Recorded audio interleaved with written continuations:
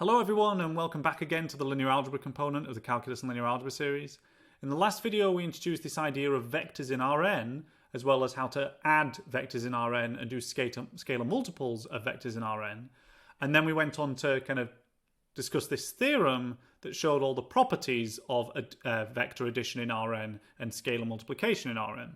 And using those properties now, we can in fact now discuss finite combinations of additions and scalar multiplications of vectors in Rn, and this gives us a notion of something known as a linear combination.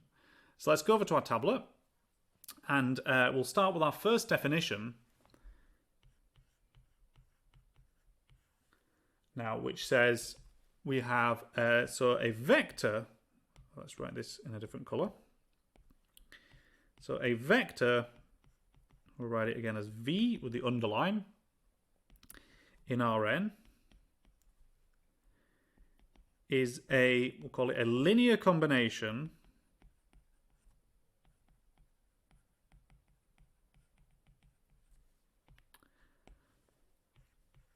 of vectors, and we now describe a list of vectors, so we can write it as V1, V2, up to some other number, say Vk, if there exists scalars. We'll write those scalars as C1, C2, up to Ck. Each of those scalars we're going to take as real numbers, such that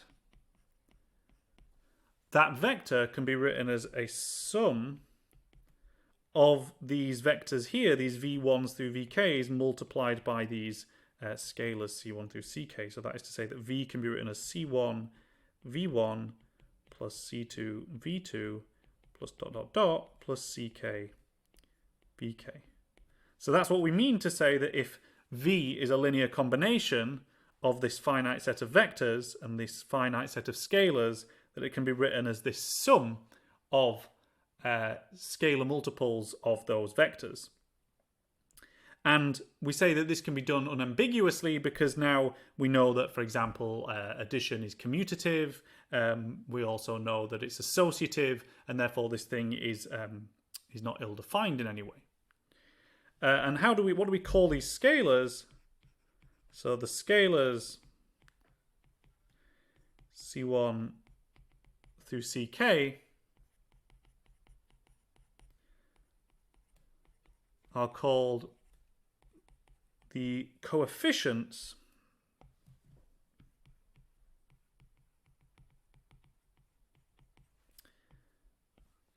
of the linear combination.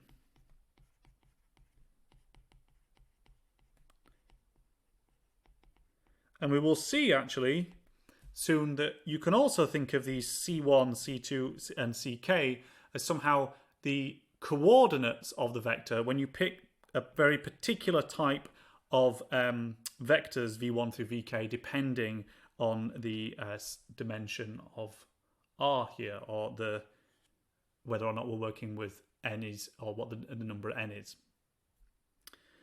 Okay, so let's look at an example.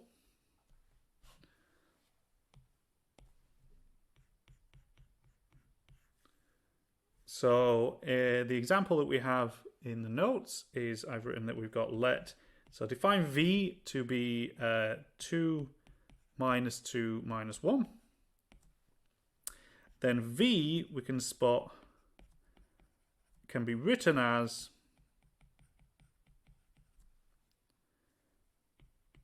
a linear combination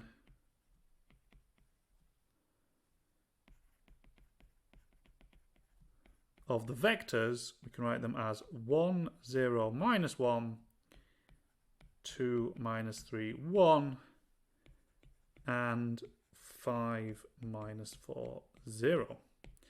And explicitly we can say here then that v is equal to 3 times 1, 0, minus 1 plus 2 times 2 minus 3, 1 minus 5 minus 5 minus 4, 0. So in other words, we're taking here in that notation proof all C1 is 3, C2 is 2, and C3 is -1. And if you expand this addition, you'll indeed see that you get exactly this vector v here. So in other words, v can be written as this linear combination of these three vectors. Now, you might wonder which vectors can be written as linear combinations of other vectors. In fact, all vectors can be written as linear combinations of other vectors. And in particular, there's a special type of vectors or special class of vectors that we can look at, in which if we start, say, with say R3, which is our three-dimensional space, we can get any vector in R3 by simply just building them as linear combinations of three subvectors or kind of smaller vectors. So we can build every vector in R3 from just three vectors. And we think of these vectors, we'll see this in more detail in the later part of the course, as the basis vectors of vector space. But for now, let's see what those are in R3. So we can have a definition. And sorry, this is not a definition, this is a theorem.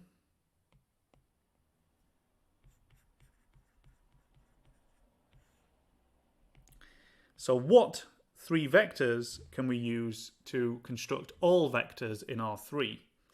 So let v equal v1, v2, and v3. Then v can be written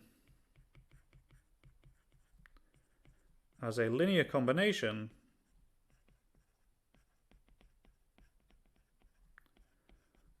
of the vectors, what we write as I, or sometimes I hat, which we define as 1, 0, 0, j, which we can write as j hat sometimes, as 0, 1, 0, and k, which is sometimes written as k hat, which is 0, 0, 1. Okay, so how would we prove that? So it says any vector effectively in R3 here can be written as a linear combination of these three vectors. So the proof, again, is quite simple. We can say since v1, v2, and v3 are each in R, because this thing is a vector in R3, and therefore each of these elements is in R, we can visualize, or we can see that each of these components are indeed just scalars. We could write v as equal to v1 times I plus v2 times j plus v3 times k. In other words, we're done, right? We've shown that we can write it as a linear combination. So that's it kind of finished. And when I was drawing this analogy over to saying that we could think of these somehow the coefficients of our linear combination as somehow the coordinates, we see for these particular these vectors here, indeed the corresponding coefficients are the coordinates of our original vector here, v. And we can also see that there's a kind of easy extension to this theorem, or a restriction to this theorem, that if you take the situation where we now work with vectors in R2, we could equally take the vector 1, 0 and 0, 1, and any vector in R2 can be written as a linear combination of 1, 0 and 0, 1. So these are in some sense like part of a broader class of vectors that we call basis vectors. So if we can construct any vector from some linear combination of this small subset of vectors, we call these things the basis vectors. We can effectively build all our vectors from this small set of vectors. But there are a much broader class. These aren't necessarily the only basis vectors. These are the ones that are particularly useful, that generally represent the three directions on our Cartesian coordinate system. So we have an x direction, which is this direction, our y direction, which is this direction, and our z direction, which is this direction. But we could equally write vectors using different linear combinations. And in fact, you'll be able to see that there are kind of infinitely many different ways in which we could write these three vectors that will allow us to construct any other vector. But for now, these are the ones that are important. These are the ones that are going to be used the most. So this is what we'll think of as our basis for R3, and similarly for R2, we will just simply take 1, 0 and 0, 1. So that's where we're going to conclude the video. And in the last video, what we're going to do is we're going to look at this structure that we talked about in the first video, where we talked about that a vector has not only a direction, but it also has a magnitude. In other words, it has a length. But so far, all we've talked about is properties of directions of vectors. We've talked about kind of adding them together by just looking at directions. Now, in order to discuss the structure of length, we need to introduce something called the norm, and in turn then we can talk about things like the angles between vectors, which defines something called the scalar product. So once again, I remind you to read the notes after watching this video and to attempt any problems in the module handbook pertaining to the material that was discussed here. So thanks very much for watching, and see you in the next video.